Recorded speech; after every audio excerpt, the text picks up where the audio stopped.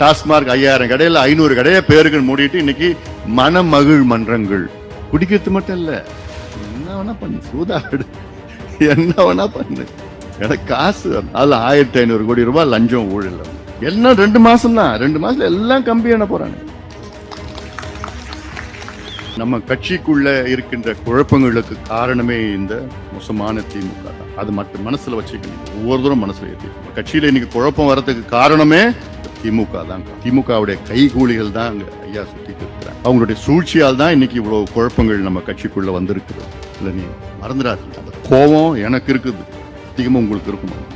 500 மதுக்கடைகள், 5000 மதுக்கடைகள் இருக்கு, டாஸ்மாக் கடைகள் இருக்கு, 25000 சந்து கடை இருக்கு. அதனாலதான் இவங்களுடைய இலக்கு வேளாண் துறை ஒரு இலக்கு வைக்கணும். சரி, விவசாயிகளுக்கு நல்ல உற்பத்தி அதிகமாகணும், விவசாயிகள் மகிழ்ச்சியா இருக்கணும், வேளாண் வளர்ச்சி அதிகமா இருக்கணும். இந்தியா தமிழ்நாட்டுடைய வரலாற்றில் பாத்தீங்கன்னா கடந்த 2 ஆண்டு காலம் வேளாண் துறை மைனஸ் வளர்ச்சி, மைனஸ், அது கீழே போயிடுச்சு. மைனஸ் 0, அதுக்கு கீழே மைனஸ்.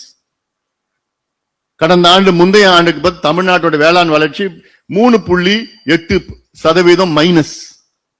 கடந்த ஆண்டு 1.4% மைனஸ். நேத்து பட்ஜெட்ல என்னன்னா 5 ஆண்டுகள் 2 ஆவரேஜ் எடுத்துக்கிட்டு வளர்ச்சின்னு சொல்றாங்க, 1 வளர்ச்சின்னு சொல்றாங்க. பொய்னா இவங்கள மாதிரி ஒரு பொய்ய சொல்லி யாரால பண்ண முடியும்? டாஸ்மார்க் 5000 கடையில 500 கடையை பேருக்கு மூடிட்டு இன்னைக்கு மனமகிழ் மன்றங்கள். மனமகிழ் மன்றம்னா என்ன? கிளப். அது FSL1, FSL2, FSL3. குடிக்கிறது மட்டும் இல்ல, என்ன வேணா பண்ணு, சூதாடு, என்ன வேணா பண்ணு, எனக்கு காசு. அதுல 1500 கோடி ரூபாய் லஞ்சம் ஊழல் அவங்களுக்கு. அப்போ இந்த பக்கம் ஆனா பேருக்குன்னு டாஸ்மார்க் நாங்க இது பண்ணுவோம்.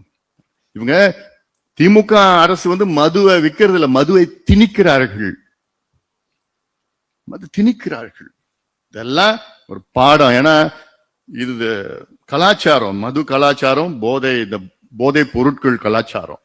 இது ரெண்டுத்தையும் அகற்ற வேண்டும். அகற்றினால்தான் உங்கள் பிள்ளைகள், பேர பிள்ளைகள், வருங்கால சந்ததியினர்கள், தலைமுறைகள் தமிழ்நாடு நல்லா இருக்கு. இல்லைன்னா தமிழ்நாட்டுல நாளைக்கு வேலை செய்யறதுக்கு யாருமே இருக்க மாட்டாங்க. இன்னைக்கே இல்ல, நாளைக்கு சுத்தம். எந்த வேலைக்கும் யாரும் இருக்க மாட்டாங்க. இந்த தொழிற்சாலைகள், இந்த வேலை தொழிலாளர்கள் மட்டும் கிடையாது, சேவைத்துறை இருக்கு, சர்வீஸ் செக்டர், அதுலயும் யாரும் இருக்க மாட்டாங்க வேலை செய்யறதுக்கு. அது ஐடி, ஹாஸ்பிட்டாலிட்டி, ஹாட்லாம் யாரும் இருக்க மாட்டாங்க. அதனால இதெல்லாம் சொல்லுங்கள். நான் சொல்லியிருக்கலாம் 6 லட்சம் கோடி ஊழல். இல்ல அதிகமா ஊழல்னா நம்முடைய எத்திராஜுலு வஜ்ரவேலு அவர் துறையில தான். யாரு? ஏவாவேலு. தேர்தலில் நீங்க எல்லாம் காமிக்கணும். ஏன்னா நம்ம மக்களை பார்த்தா அந்த அளவுக்கு பிடிக்கல, அவ்வளோ வன்மமா பாக்குறாப்புல. சமுதாயம் உழைக்கின்ற சமுதாயம். ஆனா இந்த சமுதாயம் இழிவா பேசுறது, அலட்சியமா பண்ணுறது, அவ்வளோ கொள்ள அடிச்சுக்கிட்டு எல்லாம் 2 மாசம் தான். 2 மாசத்துல எல்லாம் கம்பி என்ன போறானுங்க. எல்லாம் எடுத்து வச்சிருக்கிறோம். கேரளாவில் EKKன்னு ஒரு நிறுவனம். அந்த நிறுவனம் தான் தமிழ்நாட்டில் எல்லாம் எங்க வேலை எடுத்தாலும் அந்த EKK நிறுவனம். யாருன்னா இவருடைய தெரிஞ்ச நிறுவனம். தமிழ்நாட்டில் இங்க பாபுஜின்னு ஒரு நிறுவனம் இருக்கு. இது யாருன்னா ஏவாவேலுடைய கூட இருக்கிறவங்களுக்கு நெருக்கமான நிறுவனம். இந்த பாபுஜி நிறுவனம் கேரளா EKK நிறுவனத்துக்கிட்ட சப் கான்ட்ராக்ட், வேலை செய்யாமலே சப் கான்ட்ராக்ட்.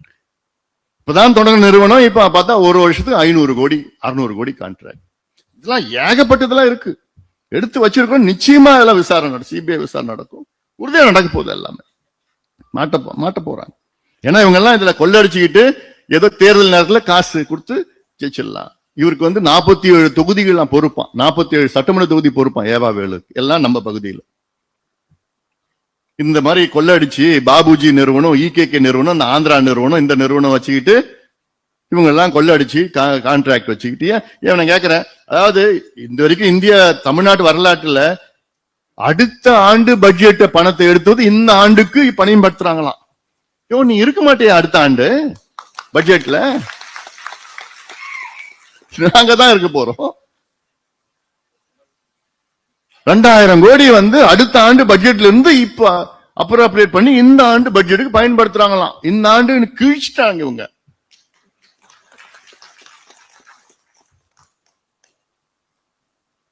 பதினாறு நாள்ல 12 நாள்ல 16,000 கோடிக்கு ஒப்பந்தம் போட்டிருக்கிறாங்க. 12 நாள்ல 16,000 கோடிக்கு 4,385 ஒப்பந்தங்கள். எவ்வளவு கடைசி காலம் எவ்வளோ அடிச்சுட்டு போயிடலாம், கொள்ளடிச்சிடலாம் அப்படின்னு நினைச்சிட்டு இருக்கிறாங்க. அதனால இதெல்லாம் இந்த செய்திகள்லாம் சொல்லுங்க, மக்கள்கிட்ட சொல்லுங்க, ஒரு மாற்றத்தை கொண்டு வரணும். மீண்டும் சொல்றேன், நீங்க இந்த தேர்தலில் மிகப்பெரிய ஒரு பங்களிப்பு, உங்கள் பங்களிப்பு நான் எதிர்பார்க்கின்றேன், உணர்வுபூர்வமான எதிர்பார்க்கின்றேன். உங்களை நம்பி நான் இருக்கின்றேன், உங்களை நம்பி நம் கட்சி இருக்கிறது. அந்த வகையில நீங்கள் எல்லோரும் ஒற்றுமையாக நீங்கள் இருக்க வேண்டும், ஒன்றாக ஒற்றுமையாக நீங்கள் செயல்படுங்கள்.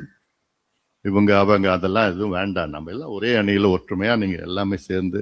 ஏன்னா பாட்டாளி தொழிற்சங்கம் என்பது நம்மளுடைய மிக முக்கியமான ஒரு அங்கம். அந்த வகையில நீங்கள் எல்லோரும் கடுமையாக நீங்கள் பணியாற்ற வேண்டும். உங்களுடைய பங்களிப்பு அதிகமாக இருக்க வேண்டும். உங்கள் பங்களிப்பு என்றால் தேர்தல் பங்களிப்பு மட்டும் இல்லை, நிதி பங்களிப்பு நிறைய இருக்கணும். தேர்தல் நிதி தாராளமா கொடுக்கலாம், சந்தோஷமா கொடுக்கலாம். வீரமணி சும்மா செஞ்சிடறேன், எதுக்கிட்ட செஞ்சிடறேன், பார்க்கலாம். அதனால அந்த வகையில ஏன்னா நம்ம இந்த என்எல்சி கூட 4 வாக்குகள்ல நம்ம வெற்றி பெற முடியவில்லை. ஏன்னா நான் எல்லாமே இதெல்லாம் ஃபாலோ பண்ணிட்டு தான் இருந்தேன். என்எல்சியும் அப்படிதான். என்எல்சி எத்தனையோ கடுமையான போராட்டங்கள் நம்ம பண்ணியிருக்கிறோம். நம்முடைய நோக்கம் என்எல்சி அதோட யூட்டிலிட்டி முடிஞ்சு போச்சு, என்எல்சியோட யூட்டிலிட்டி. ஆனாலும் அங்க இருக்கின்ற பணியாளர்கள், தொழிலாளர்கள் இருக்கின்றார்கள். ஆனா தொழிலாளர்கள் எங்கிருந்து வராங்க? முதலாளிகள் எல்லாமே பெரிய பெரிய வீட்டுல இருக்கிறவங்க எல்லாமே பீகார், சர்மா, வர்மா அப்படிலாம் பேர் வச்சிருக்கிறான். அவங்க வீட்டுல வேலை செய்யற இந்த புல் வெட்டுறவங்க, சமையல்காரங்க, அவங்க எல்லாமே குப்புசாமி, முன்சாமி, ராமசாமி. யார் அவங்கன்னா அந்த நிலத்துல இவங்க தான் இருந்தாங்க. இவங்க கொள்ளு தாத்தா, இவங்க தாத்தா அங்கதான் இருந்தாங்க. அவங்கள விரட்டி அடிச்சுக்கிட்டு இப்ப அங்க போய் புல் வெட்டுறதும் பாத்திரம் கழுவுறதும் அவங்களுக்கு கூலியா வேலை செஞ்சுட்டு இருக்கிறாங்க. அவ்வளவுதான். எவ்வளவு அநியாயம். என்எல்சி இன்னைக்கு பாத்தீங்கன்னா அது இப்ப எவ்வளோ வேற இப்ப மின்சாரம் எப்படியோ தயாரிச்சுட்டு இருக்கலாம். சூரிய ஒளியில இருந்து மின்சாரம், காற்று ஆலையில இருந்து மின்சாரம், கடல்ல இருந்து மின்சாரம், நீர்ல இருந்து மின்சாரம், ரினியூவபிள் எனர்ஜி எல்லாம். இவங்க நிலத்தை நாசப்படுத்தி, நிலத்தை அழிச்சு, கரியை எடுத்து அதை எரிச்சு சாம்பல் ஆக்கி, சுற்றுச்சூழலை அழிச்சு, அதெல்லாம் தேவையில்லை இருக்கிற வரைக்கும். ஆனாலும் அங்க இருக்கின்ற தொழிலாளர்கள் சுயமரியாதையோடு வாழ வேண்டும், அங்க வேலையை கொடுக்க வேண்டும். ஏன்னா பாலு அவர்கள் சொன்னது போன்ற நீங்கள் தலைவர்கள், நீங்க ஒவ்வொருவரும் நீங்க தலைவர்கள், திறமையானவர்கள், தலைமை பண்பு உள்ளவர்கள். நீங்க தைரியமா போய் கேளுங்க. உங்க அங்க துறையில் இருக்கின்ற அதிகாரிகள் தைரியமா பேசுங்க. ஆனா டீசெண்டா பேசுங்க, தைரியமா பேசுங்க, டீசெண்டா பேசுங்க. நீங்க பேசினாலே போதும், உங்களுக்கு நாங்க இருக்கிறோம். உங்களுக்கு ஏதாவது ஒரு பிரச்சனை இந்த அன்புமணி ராமதாஸ் என்னைக்குமே இருப்பான். உங்களுக்கு பாலு அவர்கள் சொன்னார்ல, சட்ட ரீதியில் உங்களுக்கு என்ன ஒரு போட்டாலே உங்களுக்கு என்னென்ன அறிக்கைகள் வேணும் எல்லாம் உங்களுக்கு வர அறிக்கைகளை நீங்க கொடுத்த இன்புட்ஸ் தான். தினம் அறிக்கைகள் வந்துட்டு இருக்குன்னா அதுல ஒரு சில நாள் 2-3 அறிக்கைகள் கூட வருது. நீங்க கொடுக்குற இன்புட்ஸ் தான் எல்லாமே. அறிக்கைகள் எல்லாமே நீங்க உங்களுக்காக செய்யறது தான். உங்க பகுதியில் சார்ந்த பிரச்சனைகள் எல்லாமே இருக்குதா இல்லை. அதனால போக்குவரத்து துறையா இருந்தாலும் சரி, மின்சாரத்துறையா இருந்தாலும் சரி. மின்சாரத்துறை பாத்தீங்கன்னா 1,45,000 கோடி ரூபாய் கூடுதல் வருமானம் இந்த 4 ஆண்டு காலத்துல மின்சாரத்துறைக்கு வந்திருக்குது. 1,45,000. ஆனாலும் என்ன, நட்டத்தில் ஓடிட்டு இருக்குது. ஆனாலும் நட்டத்தில் ஓடிட்டு இருக்குது. ஏன்? Corruption, collection, commission. மின்சாரம் எங்க இருந்து வாங்குறாங்க? தனியார் கிட்ட இருந்து வாங்குறாங்க. தமிழ்நாட்டுடைய மின் தேவைகள் பாத்தீங்கன்னா 18,000 மெகாவாட், மின் உற்பத்தி 36,000 மெகாவாட் தனியார் அரசு துறையில். தேவைகளோட உற்பத்தி 2 மடங்கு அதிகம்.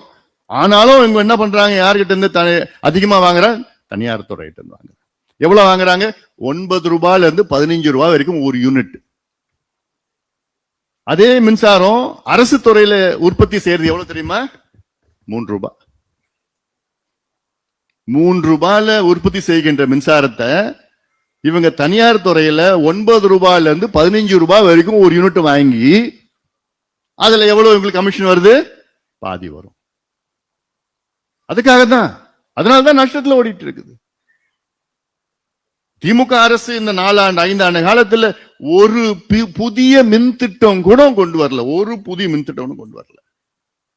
ஏன்? லஞ்சம். 4 ஆண்டு காலத்துல 4 முறை மின்சார கட்டணத்தை உயர்த்திய பிறகும் 1,45,000 கோடி லாபம். லாபம் இல்ல, கூடுதல் வருமானம் வந்த பிறகும் நட்டத்தில் ஓடிட்டு இருக்கு. போக்குவரத்து துறையும் அவ்வளவுதான். அவங்களுக்கு வேண்டியது காசு. சென்னையில பாத்தீங்கன்னா எல்லாம் பழைய பஸ். திடீர்னு பார்த்தா பஸ்ல இருந்து உட்காந்துட்டு இருப்பான், திடீர்னு காணாம போயிடும். எங்கடா பின்னாடி தேர்னா கீழே ரோட்ல படுத்து.